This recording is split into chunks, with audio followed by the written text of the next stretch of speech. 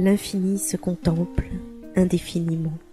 Ça se passe là-haut, par Eric Simon. Ce trou noir supermassif de 1 milliard de masses solaires se trouve au sein du quasar nommé 3C186. Mais ce quasar a une particularité notable.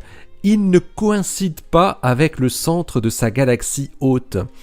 Et une équipe d'astronomes montre qu'il est en train de se déplacer à grande vitesse. Alors que d'autres cas semblables de trous noirs supermassifs en mouvement ont été suspectés dans le passé, aucun n'a pu être confirmé à ce jour.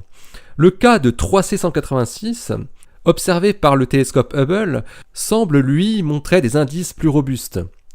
Ce que montrent les images de Hubble, c'est tout d'abord la position excentrée de l'émission intense du quasar par rapport au reste de la galaxie. Marco Ciaberge, du Space Telescope Science Institute et son équipe ont pu observer 3C186 non seulement avec Hubble, mais aussi avec Chandra en rayon X et avec le Sloan Digital Sky Survey. Les chercheurs ont calculé la distance du trou noir vis-à-vis du centre de la galaxie en comparant la distribution de lumière observée par rapport à celle d'une galaxie elliptique normale du même type. Ils trouvent une valeur de 35 000 années-lumière, une distance plus importante que la distance du Soleil du centre de la Voie lactée. À partir de données spectroscopiques obtenues par Hubble, les astrophysiciens ont pu estimer non seulement la masse du trou noir, mais aussi la vitesse du gaz à proximité du monstre. Et le résultat les a surpris. Le gaz s'éloigne du centre de la galaxie à la vitesse de 2100 km par seconde. Mais ce gaz est gravitationnellement lié au trou noir. C'est donc le trou noir qui s'éloigne du centre de la galaxie à plus de 2000 km par seconde. Pour donner une idée de cette vitesse faramineuse, elle permettrait de faire le trajet Terre-Lune en 3 minutes. Connaissant la distance du centre et la vitesse, on peut alors calculer depuis combien de temps le trou noir a quitté sa position naturelle. Environ 5 millions d'années. Et en se projetant dans le futur, on constate que le trou noir supermassif quittera inéluctablement sa galaxie dans seulement 20 millions d'années pour parcourir l'univers tout seul avec un peu de gaz. Les images de Hubble montrent un indice intéressant qui a aidé les spécialistes à savoir quelle était la position initiale du trou noir et surtout à comprendre ce qui a pu se passer là-haut. Des traînées de marée, structure arquée symptomatique de cas de collision de galaxies.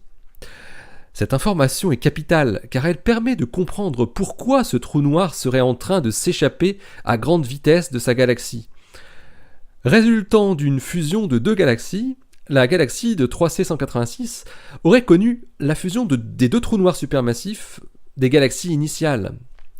Marco Ciaberge et ses collaborateurs montrent comment une telle fusion aurait pu produire la propulsion observée du trou noir résultant. Avant de fusionner, les deux trous noirs spiralent l'un vers l'autre en émettant quantité d'ondes gravitationnelles. Mais d'après les astrophysiciens, si les deux trous noirs ont des masses et des axes de rotation assez différents, le couple émet des ondes gravitationnelles de manière asymétrique. Elles sont plus fortes dans une direction que dans l'autre. Et au moment de la fusion, l'émission d'ondes gravitationnelles s'arrête brutalement. Mais les ondes gravitationnelles émises juste avant ont pour effet de faire reculer violemment le trou noir dans la direction opposée à celle des ondes les plus fortes. Ce type de phénomène est considéré être plutôt rare lors de la fusion de trous noirs supermassifs.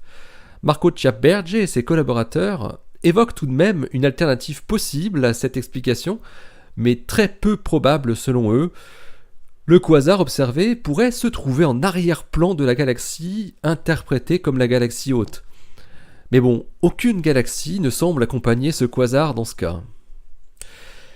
Les chercheurs américains pensent déjà effectuer de nouvelles observations avec Hubble, cette fois-ci associées avec des images en ondes submillimétriques du réseau ALMA, afin de mieux calculer encore la vitesse apparente du quasar et de son trou noir. Un objet à suivre de près. L'article de Marco Ciaberge et ses collaborateurs est paru dans Astronomy and Astrophysics en date du 30 mars 2017. Le titre est le suivant, The Puzzling Case of the Radioloud QSO 3C186, a gravitational wave recalling black hole in a young radio source. Point d'interrogation. Allez, restez bien à l'écoute sur le www.ça-se-passe-là-haut.fr. Ça se passe là-haut, le blog où l'univers des trous noirs errants se contemple indéfiniment.